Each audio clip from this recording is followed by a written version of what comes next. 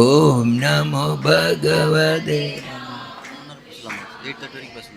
அப்படின்னா ஓம் ஸ்தாபகாய ச தர்மஸ்ய சர்வதர்மஸ்வரூபிணே அவதார வரிஷ்டாய ராமகிருஷ்ணாய தே நமः. குருர் பிரம்மா குருர் விஷ்ணு குருர்தேவோ மகேஸ்வரः குரு சாட்சால் பரபிரம்ம தஸ்மை ஸ்ரீ குரவே நமः. அனைவருக்கும் வணக்கம். கலியுக அவதாரம் நடந்த அந்த புண்ணிய பூமியில் வந்து சேர்ந்திருக்கிறோம். இதெல்லாம் நமக்கு கிடைச்ச ஒரு பாக்கியம். அவன் அருளாலே அவன் தாழ் வணங்கி அப்படின்னு மணிவாச பெருமான் சொல்கிறார். அவனுடைய பாக்கியம் இருந்தால்தான், அவனுடைய அருள் இருந்தால்தான் நாம் இங்கே வந்து வழிபட முடியும். அப்படிப்பட்ட ஒரு புனிதமான இடத்துல வந்திருக்கிறோம். இந்த இடத்துல அவதாரம் பண்ண ஸ்ரீராமகிருஷ்ணரை பற்றி விவேகானந்த சுவாமி சொல்லும்போது அவதார வரிஷ்டாய அப்படின்னு சொல்கிறார். அவதாரங்களுள் மிகவும் சிறந்தவர் அப்படின்னு சொல்கிறார்.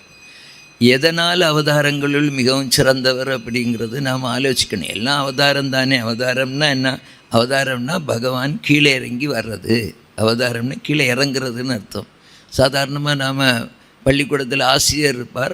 ஆசிரியர் வந்து மாணவனுடைய உயர்ச்சிக்காக அவர் அந்த வகுப்பில் இருப்பார். நம்ம சாதாரணமாக சொல்கிறது, ஒரு வகுப்பில் 6ஆம் வகுப்பில் ஒரு 40 மாணவர்கள் இருந்தாங்க. வகுப்பு ஆசிரியர் இருந்தார். 7ஆம் அந்த வருடம் முடிஞ்ச பிறகு அடுத்த வகுப்புக்கு அனுப்புறதுக்காக 7ஆவது வகுப்புக்கு 40 மாணவர்கள் அனுப்புறதில் 39 பேர் அனுப்புனாங்க. ஒரு ஆள் பாக்கி ஃபெயில் ஆகிட்டார். அந்த பையன் வீட்டுக்கு போனப்போ அம்மா கேட்டாங்க, எல்லோரும் பாஸ் ஆனாங்களா அப்படின்னு சொல்லி. ஆனால் பையன் சொன்னான், இல்லை நான் பாஸ் ஆகலை, வேறு எங்கள் வாத்தியாரும் பாஸ் ஆகலை அப்படின்னா. ஆனால் அவர்கள் பாஸ் ஆகாமல் அந்த வகுப்பிலே இருந்தாங்க. ஆனால் ஆசிரியர் எதுக்காக இருந்தார் அப்படின்னா மற்றவங்கள அந்த உயர்ந்த நிலைக்கு அனுப்புறதுக்கு. அப்படி நாம் சாதா மனிதர்கள் ஜீவாத்மாக்களை உயர்ந்த நிலைக்கு, இறைநிலைக்கு அனுப்புவதற்காக பகவான் அவதாரம் எடுத்தார். அதனால் அவர் கிருஷ்ண பகவான் சொல்கிறார், மற்றவர்கள்லாம் மாயைக்கு கட்டுப்பட்டு அவதாரம் செய்கிறார்கள், ஆனால் நான் மாயை எனக்குள்ளே கட்டுப்படுத்தி வைத்து கொண்டு வருகிறேன். அப்படி பகவானாக இங்கே வந்து அவதாரம் பண்ணியிருக்கார். ஏன் அவதார வருஷம் சொன்னோன்னா, அதுக்கு முன்னாடி உள்ள அவதாரங்கள் எல்லாம் தீயதை அழித்து நல்லதை காப்பாற்றுருக்கு. பகவான் கிருஷ்ணன் கீதையில் சொல்கிற மாதிரி பரித்ராணாய சாதுனா வினாச்சாயச்ச துஷ்கிருதாம்னு, கெட்டவர்களை அழிக்கிறது நல்லவர்களை காப்பாற்றுறதுக்காக அவதாரம் பண்ணாங்க. கீதையில் கிருஷ்ணன் ஆத்மாவை பற்றியெல்லாம் சொல்கிறார். ராமர் வந்து வாழ்ந்து காட்டிட்டு போனார். ஆனால் கிருஷ்ணன் வந்து ஆத்மா பற்றியெல்லாம் சொல்கிறார். ஆனாலும் நாம் ஆத்ம நிலையை அடைகிறது தான் நம்முடைய லட்சியம்னு சொல்லலை. அப்படி சொன்ன நமக்கு தெரிஞ்சதில் முதல் அவதாரம் ஸ்ரீராமகிருஷ்ணர் தான். அவர் என்ன சொல்கிறாரு, நீ ஆத்மா வந்து இறைநிலை அடைகிறது தான் முக்கியம், இந்த உலகத்தில் உள்ளது எல்லாமே ஒன்றும் இல்லை அப்படின்னு. அதனால தான் அவர் சொல்கிறார், இந்த காமினி காஞ்சனத்தை எல்லாம் விட்டுடு அப்படிங்கார். ஒரு அமெரிக்காவில் ஒரு மடத்துக்கு ஒரு அமெரிக்கர் போனாராம். போய் கேட்டார், நீங்கள் யாரை வழிபடுறீங்கன்னு. ராமகிருஷ்ணர் தான் நாங்கள் வழிபடு தெய்வம்னார். அவர் என்ன சொல்லியிருக்கார், காமினி காஞ்சன தியாகம், பணத்தையும் பொண்ணையும் விட்டுடணும்னு. கேட்டவுடனே அவர் எழும்பி போக ஆரம்பிச்சிட்டாராம். சாமி கூப்பிட்டு, எதுக்காக போகிறேன் அப்படின்னா, இதை விட்டால் உலகத்தில் என்ன இருக்குது அப்படின்னு கேட்டாராம். அப்போது மக்களுக்கு, சாதாரண மக்களுக்கு இதை விட்டால் வேறு உலகத்தில் ஒன்றும் இல்லை. ஆனால் பகவான் என்ன சொல்கிறாருன்னா, இது முக்கியம் அல்ல, இறைநிலை அடைவது தான் முக்கியம், இதுக்காகத்தான் நம்ம பிறந்திருக்கோம் அப்படின்னு சொல்கிறார். அந்த இறைவனை அடைகிறது தான் நம்முடைய வழி. விவேகானந்த சுவாமியும் சொல்கிறார், stop not till the goal is ரீச்டுன்னு சொல்லும்போது, வாட் இஸ் த கோல் அப்படின்னு கேட்டால், ரியலைசேஷன் இஸ் த கோல்னு சொல்கிறார். தன்னை அறிதல் அல்லது இறைநிலை அடைதல் அல்ல கடவுளை பார்ப்பது. கடவுளை பார்க்க முடியுமான்னா, ராமகிருஷ்ணர் அவதாரம் பண்ண காலத்தில் ஆங்கிலேயர்களுடைய ஆதிக்கம் அதிகமாக இருந்தது, அவங்களுடைய தாக்கம் அதிகமாக இருந்தது. அவங்களுக்குடைய கொள்கை என்னென்னா, இறைவனுக்கு உருவம் கிடையாது, உருவத்தில் பார்க்க முடியாது, உருவ வழிபாடே தவறு அப்படின்னு சொல்லி. நிறையனெல்லாம் கூட உருவ வழிபாடு தவறுன்னு எழுதி கொடுத்துட்டு போய் பிரம்ம சமாஜத்தில் சேர்ந்தவர் தான். அந்த காலகட்டத்தில் உருவ வழிபாடு தவறு அப்படின்னு சொல்லி சொன்னாங்க. பெண்ணும் பொண்ணும் தவிர வேறு இன்ப உலகத்தில் இல்லை அப்படின்னு சொல்லி தான் ஆங்கிலேயர்கள் மேற்கத்தியர்கள் இங்கே வந்து போதனை பண்ணாங்க. அந்த இதை உடைப்பதற்காக, அதாவது ஆங்கிலேயருடைய இங்கே மெக்காலே வந்து 1835 மெக்காலே வரார். வந்து இங்கே எல்லாம் பார்த்துட்டு சொல்கிறாரு, பாரதத்தில் பொய் சொல்கிறவங்க கிடையாது, திருடர் கிடையாது, எல்லோரும் நல்லவங்க. இப்படியே இருந்தால் நம்ம நினைக்கிற சாதிக்க முடியாது. அதனால் நான் ஒரு கல்வி திட்டத்தை கொண்டு வருகிறேன் வந்தான்னு சொல்லி ராணிக்கிட்ட சொல்கிறார். ராணி ஒப்புதல் கொடுக்குறாங்க. அப்படி 1836 கல்வி திட்டத்தை, ஆங்கிலேய கல்வி திட்டத்தை, மேற்கத்திய கல்வி திட்டத்தை கொண்டு வந்தாங்க. அதே 1836 அந்த கல்வி திட்டத்தை உடைப்பதற்காக பகவான் இங்கே அவதாரம் பண்ணார். இந்த புண்ணிய பூமியில் அவதாரம் பண்ணார். அது மட்டும் இல்லாமல் இருந்தால் இந்த மொத்தத்தையே அவங்க என்ன பண்ணியிருப்பாங்க, பாரதத்தினுடைய அந்த தன்மையை விவேகானந்தம் சொல்கிறாரு, பாரதத்தின் உயிர்நாடி ஆன்மீகம்னு. அந்த ஆன்மீகத்தை இல்லாமல் ஆக்கியிருப்பாங்க. அப்படி பாரத நாடு ஆகக்கூடாது அப்படிங்கிறதுக்காகத்தான் இந்த காமார்பூர் புண்ணிய பூமியில் பகவான் அவதாரம் பண்ணார். அப்படி அவதாரம் பண்ணி ஒரு முதல்ல நிரூபித்தது, உருவத்தை வழிபட்டால் உருவம் நமக்கு, இறைவன் நமக்கு முன்னாடி காட்சி கொடுப்பார் அப்படின்னு சொல்லி. காளி நமக்கு அவர் ஏக்கத்தோட அவர் சொல்கிறார், நீ ஏங்கி அழுதேன்னா உனக்கு காட்சி கிடைக்கும். மணிவாச பெருமானும் சொல்கிறார், அழுதால் உன்னை பெறலாமே அப்படின்னு சொல்கிறார். நமக்கு ஒரு சொட்டு கண்ணீராவது வருதா? வரலையே. நமக்கு பகவானை நினச்சி நமக்கு கண்ணீர் வரமாட்டேங்க. ஏதாவது உலக விஷயங்கள், ஆபரணம் வாங்க முடியலை, வீடு கட்ட முடியலைன்னா அழுவோம், குழந்தை இல்லைன்னா அழுவோம், கல்யாணம் ஆகலைன்னா அழுவோம், எல்லாம் அழுவோம். ஆனால் பகவானை பார்க்க முடியலைன்னு யாராவது அழுதுருக்கமா? இல்லை. அப்படி அழுதால் உன்னை பெறலாமே சொல்லியிருக்கு. அப்படி அந்த ஏக்கத்தோடு அழணுங்கிறது, அழுதால் கண்டிப்பாக உருவத்தோடு பகவான் காட்சி தருவாருங்கிறத பகவான் நிரூபித்தார். அது மேற்கத்தியருக்கு ஒரு அடி. அடுத்த விஷயம் என்னன்னா, காமினி தான் ரொம்ப முக்கியம்னு. காமினி முக்கியம் அப்படின்னா எல்லோரும் திருமணம் பண்ணிக்கிறது, பெண்ணின் பற்றி அனுபவிக்கிறேன்னு. பகவான் திருமணம் பண்ணின பிறகும் இப்போ துறவிகள் திருமணம் பண்ணலை, அதனால் அவங்களுக்கு அது பெரிய இது இல்லை, கஷ்டம்தான், ஆனாலும் அது பெருசு இல்லை. ஆனால் திருமணமான பிறகும் பகவான் என்ன பண்ணார், மனைவியை தேவியாக பார்த்தார், தேவியாகவே பார்த்தார். அப்போது அந்த உடல் இன்பம் இல்லாமலே எப்பொழுதும் ஆனந்தமாக இருந்தார். பகவான் ஆனந்தமாக இருந்த மாதிரி நமக்கு ஒரு நிமிஷமாவது ஆனந்தமாக இருக்க முடியுதா? இல்லை. அது உலகத்துக்கு காண்பிக்கிறதுக்காக, அது பெரிய ஆனந்தம் இல்லை. பிறகு பணம் இல்லாட்டா கஷ்டம் அப்படின்னாங்க ஆங்கிலேயன். ஆனால் பகவான் சொன்னார், எனக்கு பணத்தை தொட்டாலே கையெல்லாம் காந்தது, உடம்பு எரியுது அப்படின்னு சொன்னார். நமக்கு பணத்தை ஒரு நாள் தொடலையாட்டா நமக்கு கையெல்லாம் கொஞ்சம் கஷ்டமாக இருக்கும். ஆனால் பகவானுக்கு பணம் தொட்டால் கஷ்டம்னா, அப்போ பணம் இல்லாமல், பெண் இல்லாமல் ஆனந்தமாக வாழ முடியும் அப்படின்னு சொல்லி நிரூபித்தார். ஸோ ஆங்கிலேயர்களுக்கு இதெல்லாம் அடி. அப்படிப்பட்ட ஒரு பெரிய அவதாரம் நிகழ்ந்த புண்ணிய பூமியில் நாம் இன்றைக்கி அவர் பிறந்த வீட்டை பார்க்குறதுக்கும், அவர் வாழ்ந்த நடந்த இடங்களை எல்லாம் பார்க்குறதுக்கும் பகவான் நமக்கு அருள் புரிஞ்சிருக்கிறார். அவர் சாதாரணமாக அவரை பார்க்கும்போது நம்முடைய மற்ற இறை வடிவங்கள்லாம் நமக்கு, முருகன்னா கையில் வேல் இருக்கும், முருகன்னா கையில் வேல் இருக்கும், எல்லாருக்கும் தெரிஞ்சது தான். அடுத்த கிருஷ்ணன்னா என்ன இருக்கும், மேல்பீலி இருக்கும், ராமர்னா வில்லு இருக்கும்.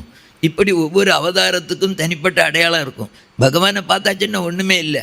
ஆனால் இன்னொன்று, இப்போ யாராவது ராமகிருஷ்ணனை ஈஸியாக வரைஞ்சிடலாம். இப்படி ஒரு இது துண்டை குறுக்க போட்டார்னா ராமகிருஷ்ணன் தான். அன்னையார்னா இப்படி முண்டை இப்படி ஜெயிலை இப்படி போட்டுட்டா அன்னையார். விவேகானந்த சாமின்னு தலையில் ஒரு முண்டாசு கட்டிட்டா விவேகானந்த சாமி. ஸோ ஒவ்வொரு அவதாரத்துக்கும், சாதா அவதாரத்துக்கும் ஒவ்வொரு ஐடென்டிஃபிகேஷன் இருக்கிற மாதிரி இங்கே பகவான் 3 பேருக்கும், இந்த மும்மூர்த்திகளுக்கும் ஒரு இது. இப்படி துண்டை போட்டால் பகவான் சில இடத்துல வரைஞ்சி வச்சுருப்பாங்க, சும்மா ஒரு போட்டு இப்படி போட்டால் இது, இப்படி போட்டால் இதுன்னு சொல்லி. அந்த மாதிரி ஒரு அவதாரம் நடந்த இடத்துல நாம் வந்திருக்கிறோம். அவர் எப்படிப்பட்டவர் அப்படிங்கிறத பற்றி சொல்லும்போது பகவானுக்கே ஒரு காட்சி கிடச்சிதான். என்ன காட்சின்னா, அவர் மனசு அப்படி உயர்ந்த நிலைக்கு போகுது, தேவலோகம் எல்லாம் கடந்து போகுது. அப்படி போகும்போது பரபிரம்மே ஒரு குழந்தை ஆயிடுச்சுது. சப்த ரிஷிகளில் ஒருத்தட்டு போயிருந்து கேட்குது, நான் கீழே போகிறேன், நீ வருகிறாயா, நீ வர வேண்டும்னு கூப்பிடுது. அவர் வர்றேன்னு சொல்லி தலையசிக்கிறார். வாயெடுத்தோன்னு பேசல, தலையசிக்கிறார். அப்படி அதன் பிறகு இந்த அவதாரம் அந்த பகவானே சொல்கிறாரு, அந்த சப்த ரிஷிகளில் நான் கூப்பிட்ட ஒருத்தர் தான் விவேகானந்த சுவாமின்னு. அந்த குழந்தை அந்த பரம்பொருள் ஸ்ரீராமகிருஷ்ணன்.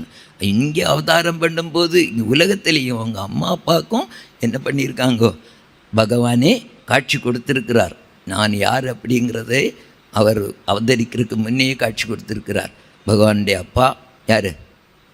சுதிராம் செட்டர்ஜி அங்கே போகும்போது, கயா போகும்போது அங்கே இருந்த கதாதர பெருமானை கனவில் தோன்றி, நான் உன் மகனாக உன்னுடைய வீட்டில் வந்து பிறப்பேன், நான் ஏழை உன்னை எப்படி இது பண்ணேன், இல்லை நீ எது கொடுக்குறிய போதும் நான் அங்கே வருவேன்னு சொல்கிறார். அதில் அவருடைய அப்பாவுக்கு ரொம்ப சந்தோஷம். அதே காலகட்டத்தில் நாம் இன்னைக்கு காலையில் பார்த்தோமே அந்த சிவன் கோவில், அந்த சிவன் கோவிலுக்கு முன்னே நின்று அவருடைய அன்னையார் சந்திரமணி தேவியார் இருந்து வணங்கிட்டு இருக்கும்போது அங்கே சிவனிலிருந்து ஒரு ஒளி வந்து அவர்களுடைய உடம்பில் சேர்ந்ததாக கண்டு மயங்கி விழுறாங்க. அப்படிப்பட்ட அந்த விஷ்ணுவும் சிவனும் சேர்ந்த வடிவமாக, சிவனும் விஷ்ணுவும் சேர்ந்த வடிவமாக அவதாரம் பண்ணார் ஸ்ரீராமகிருஷ்ண பரமஹம்சர். ராமகிருஷ்ணர் வந்துட்டு முதல்ல பார்க்கும்போது அவருக்கு அவதாரம்னு முதல்ல ஒன்றும் வெளிக்காணிச்சில்லை. சாதா எல்லாரோட சேர்ந்து விளையாடிட்டு இருந்தால் எல்லாம் மாணவர்கள்ட. ஆனால் அவருக்கு ஒரு பிடிக்காத விஷயம், இந்த ஆங்கிலேய கல்வி வந்ததுனால என்ன ஒரு கல்வி கூடத்துக்கு போகிறது பிடிக்காது. அப்படி மாந்தோப்பிலேருந்து விளையாடிட்டு இருந்தார். நாம் அந்த மாந்தோப்பெல்லாம் இன்றைக்கி பார்க்கலாம், அந்த விளையாடின இடங்கள் எல்லாம். அப்படி நாம் அந்த இடங்களை எல்லாம் அந்த இங்கே விளையாடிட்டே இருந்தார். அப்போ அவருடைய ஆன்மீக விஷயங்கள் அப்பப்போ வெளிப்பட்டது. இன்றைக்கி காலைல நம்ம சாப்பிட்டோமே பொரி, அந்த பொரி தான் இங்கே வழக்கமாக காலைல எல்லோரும் சாப்பிட்றது. அந்த பொரியும் சாப்பிட்டு அப்படியே எங்கள் வயல்வெளியாக போயிட்டு இருக்கும்போது அவர் மேலே பார்க்குறாரு, கருமேகம் சூழ்ந்து இருந்தது. அதுக்கு அந்த நேரத்தில் பறவைகள், வெள்ளை பறவைகள் அப்படி பறந்து போனதை பார்த்ததும் அவருக்கு பரவசமாகி அப்படியே மயங்கி விழுறார். ஒரு காட்சி, அந்த இயற்கை காட்சியை பார்த்த உடனே மனம் அப்படியே இறைவனோடு ஒன்றி விடுகிறது. ஸோ அப்போ எந்த அளவிற்கு மனசு உயர்ந்த நிலையில் இருந்திருக்கும் அப்படிங்கிற பாருங்கள். அதே மாதிரி இன்னொரு சம்பவம் நடந்தது. விசாலாட்சி கோவிலுக்கு போகும்போது, அந்த கோவில் நாம் இன்றைக்கி பார்க்க போகிறோம். அந்த விசாலாட்சி கோவில் போகும்போது அப்படியே பாட்டு பாடிட்டே போகும்போது அவர் தன்னை மறந்த அந்த பரவசம் நிலையில் மயங்கி விழுறார். அப்போ அவருடைய காதில் இறைவனுடைய நாமத்தை சொன்ன பிறகு தான் அவருக்கு உணர்வு வந்தது. அது மட்டும் இல்லை, ஒரு சிவராத்திரிக்கு ஒரு பகவான் அங்கே சிவராத்திரியில் கலந்துக்க போயிருக்கிறார் கதாதரர். அதே நேரத்தில் சிவனாக நடிக்க வேண்டியவருக்கு உடம்பு முடியாமல் போது, நடிக்க ஆள் இல்லை. பகவான் கதாதரரை கூப்பிடுறாங்க. இவர் சிவன் வேடம் போட்டு நின்றார். ஆனால் அங்கே வந்து நின்றுட்டு அவரால் நடிக்க முடியலை. அப்படி சிவனோடு ஒன்றி சிவனாகவே தரிசனம் கொடுத்தார். அப்படிப்பட்ட புண்ணிய பூமி, அதையும் நாம் இன்றைக்கி பார்க்கலாம். அப்படி சிவனாகவே தரிசனம் கொடுத்தார். பார்க்குறவங்கெல்லாம் சிவராத்திரியில் வந்து சிவனை வழிபடுறதுக்காக வந்து நின்றாங்க. சிவனே வந்து நின்றார்னா அப்போ எவ்வளோ பாக்கியசாலிகள் அவங்கெல்லாம். இந்த கிராமத்து மக்கள் எவ்வளோ பாக்கியசாலிகள். அப்படிப்பட்ட ஒரு புண்ணிய பூமியில் நாம் வந்திருக்கிறோம். இந்த புண்ணிய பூமியில் நாம் எப்பொழுதும் நாம் அவருடைய நினைவாக அவருடைய நாமத்தை மனசுலேயே ஜெபம் பண்ணிகிட்டே நாம் இந்த புண்ணிய பூமியை சுற்றி வந்தால், அடுத்து நாம் இன்னும் ஜெயராம்பாடி பார்க்க போகிறோம். அந்த ஜெயராம்பாடியில் அன்னையார் விளையாடின இடம். அன்னையாரை பற்றி உங்களுக்கு நிறைய விஷயங்கள் தெரியும். ஸோ இப்போது நாம் ராமகிருஷ்ணர் பிறந்த இந்த காமார்பூரில் வந்திருக்கிறோம். அவருடைய உபதேசங்களை நாம் பார்க்கணும். வெறுமனே புகழ்ந்துட்டு அவர் அவதாரம் சொல்லிட்டு சாதாரண நாம் பண்ணுற தப்பு தான். அவர் அவதாரம் சொல்லி புகழ்ந்துட்டு பூஜையெல்லாம் பண்ணுவோம். ஆனால் அவர் என்ன சொன்னாருங்கிறத கவனிக்க மாட்டோம்.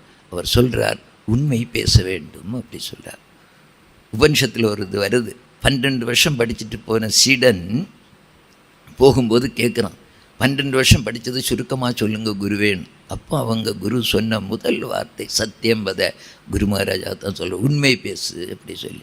நான் சாதாரண கூட்டங்களில் கேட்குறது, உண்மை பேசி இந்த உலகத்தில் இந்த காலகட்டத்தில் சந்தோஷமாக வாழ முடியுமா அப்படின்னு சொல்லிட்டு ஒருத்தர் கூட கை தூக்க மாட்டாங்க. எங்கேயாவது ஒருத்தர் தப்பி தவறி விஷயம் புரிஞ்சோ புரியாமலே எப்படியோ கை தூக்குனா உண்டு, அவ்வளோதான்.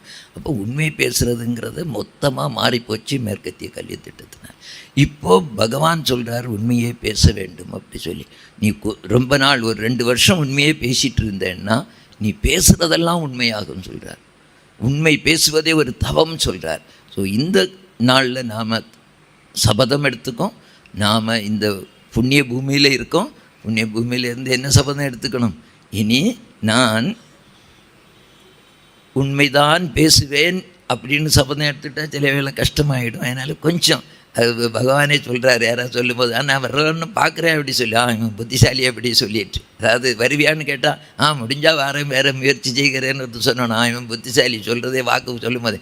அதனால் முடிந்த அளவு என்னுடைய வாழ்க்கையில் நான் அதிகமும் உண்மை பேசுவதே செய்வேன், பொய் பேசுவதை தவிர்ப்பேன் அப்படின்னு சபதம் எடுத்துக்கும். ஒரே அடியாக மொத்தமாக விடுறது கொஞ்சம் கஷ்டமாக இருக்கும். ஆனால் கொஞ்சம் கொஞ்சமாக என்னை விட்டுறணும். அப்படி விட்டுட்டு பொய் பேசுகிறத விட்டுட்டு உண்மையே பேச வேண்டும். அதே மாதிரி இறை சிந்தனையோட இறைவனை அடைவது தான் நம்முடைய வாழ்க்கையுடைய லட்சியம் அப்படிங்கிறதை நாம் மனசில் ஏற்றுக்கணும். பகவான் சொல்கிறது, பகவானுடைய அவதார நோக்கமே அதுதான்.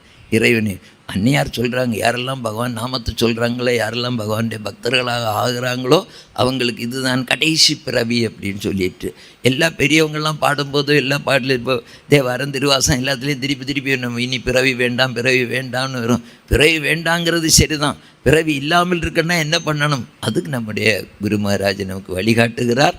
என்ன வழிகாட்டுகிறார்? உண்மையை பேசணும், இறை சிந்தனையோடு வாழணும். மீதி உள்ள உறவுகளெல்லாம் நாம் இருக்கலாம், உறவெல்லாம் இருக்கலாம், தப்பு இல்லை. ஆனால் அதெல்லாம் நிலையானது அல்ல அப்படின்னு எதுவுமே நம்ம கூட வராது. அப்போது குரு மகாராஜ் அந்த காலகட்டத்தில் இருந்தப்போ குரு மகாராஜை பைத்தியம் சொன்னாங்க. அப்போ குரு மகாராஜே சொல்கிறார், ஆமாம் நான் பைத்தியம்தான், நான் கடவுள் பைத்தியம். ஆனால் என்ன சொல்கிறவங்கெல்லாம் என்ன பைத்தியமாக இருக்காங்க? பண பைத்தியமாக இருக்காங்க, பெண்ணு பைத்தியமாக இருக்காங்க, உறவினர் பைத்தியமாக இருக்கிறாங்கன்னு. ஆனால் அதெல்லாம் கூட வராது. பகவானுடைய அந்த நாமம் சொல்கிறோம், அந்த புண்ணியம் கூட வரும். இல்லை அந்த பகவான் நிலையடைகிறது தான் கூட வரும்.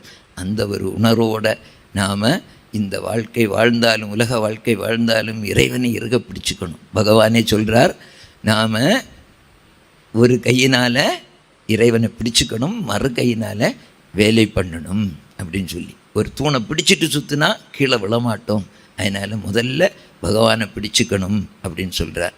அவர் இன்னும் ஒரு உதாரணம் சொல்கிறார். ஏதாவது ஊரில் நாம் பார்க்க போனோம்னா முதல்ல ஒரு அறை எடுத்து நம்முடைய லக்கேஜெல்லாம் கொண்டு வச்சுட்டு அதுக்கு பிறகு எல்லாம் சுற்றி பார்க்கணும். ஸோ அப்போ இறைவனின் தான் நமக்கு முக்கியம், இறைநிலை அடைவது தான் முக்கியம் அப்படிங்கிறத நாம் உணர்ந்து அந்த நிலையில் அந்த வாழ்க்கை, அந்த மாதிரி வாழ்க்கை வாழ்ந்து நாம் எல்லோரும் பகவானுடைய பாதத்தை வழிபட்டு பகவான் அருள் பெற்று எல்லோரும் இறை உணர்வோடு வாழ்வதற்கு இந்த நாளிலே குரு மகாராஜ் நமக்கெல்லாம் அருள் செய்ய பிரார்த்திக்கிறேன்.